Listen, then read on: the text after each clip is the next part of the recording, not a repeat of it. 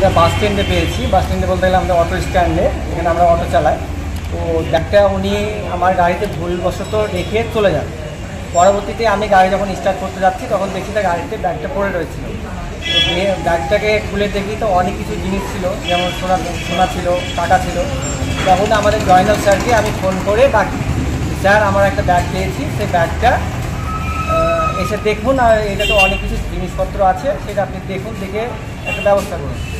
পরে স্যারকে ফোন করার পরে স্যার গেলেন বাস স্ট্যান্ডে, গিয়ে স্যারকে দেখিয়ে আমরা স্যারের হাতে ব্যাগটা তুলে দিয়েছিলাম। আমি বাস স্ট্যান্ডে আমি একটা অটো চালাই, স্যার আমার একটা অটো আছে, সেই অটোটা আমি চালাই, প্যাসেঞ্জার বহনের জন্য একটা অটো চালাই।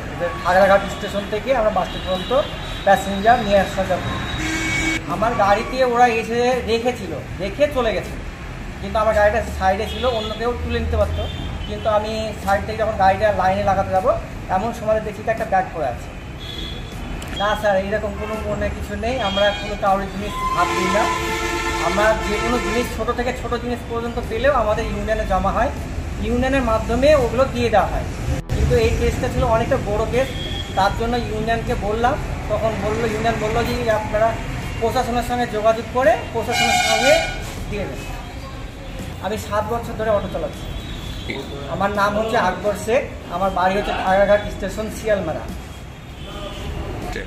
আমার খুব খুশি হচ্ছে যে আমি এরকম একটা জিনিস তুলে দিতে পারলাম, যার জিনিসটা এখানে অনেক টাকার ব্যাপার ছিল এখানটায়। তো এইরকম যদি কেউ আমাদের অটোওয়ালার যে কোনো জিনিস যদি কেউ পুড়ে পায়, তাহলে আমি মনে করি যে প্রশাসনের সঙ্গে যোগাযোগ করে প্রশাসনকে তুলে দেওয়া দরকার, কারণ প্রশাসনই একমাত্র সঠিক জায়গাতে পৌঁছাতে পারবে। ঘটনাটা একজন আমাদের অটো ড্রাইভার ভাই, ওনার গাড়িতে একজন ভদ্রমহিলা, ওনার নাম হচ্ছে রসনা বেগম, ওনার বাড়ি হাটপাড়া। উনি শ্বশুরবাড়ি থেকে, এই বড়বাজার শ্বশুরবাড়ি থেকে উনি বাবার বাড়িতে যাচ্ছিলেন।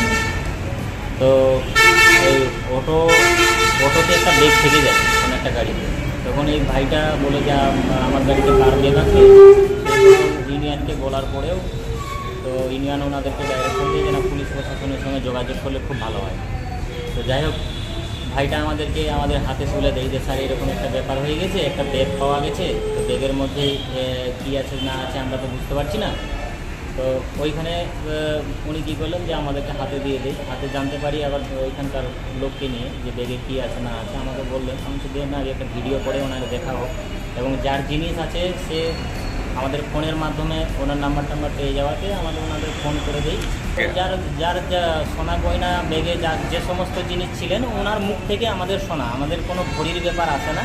ওনার বললাম কত টাকার জিনিসপত্র আছে, ওনার বললেন যে সোনা টোনা সব কিছু নিয়ে মোটামুটি 4 ভরির মতো সোনা গয়না আছে, আর টাকা পয়সা 3-4 হাজার টাকা।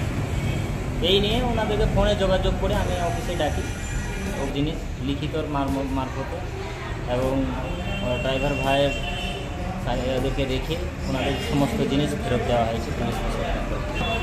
আমার নাম বাবু মন্ডল, হ্যাঁ, বহরমপুর সদর ট্রাফিক, ওসি ট্রাফিক।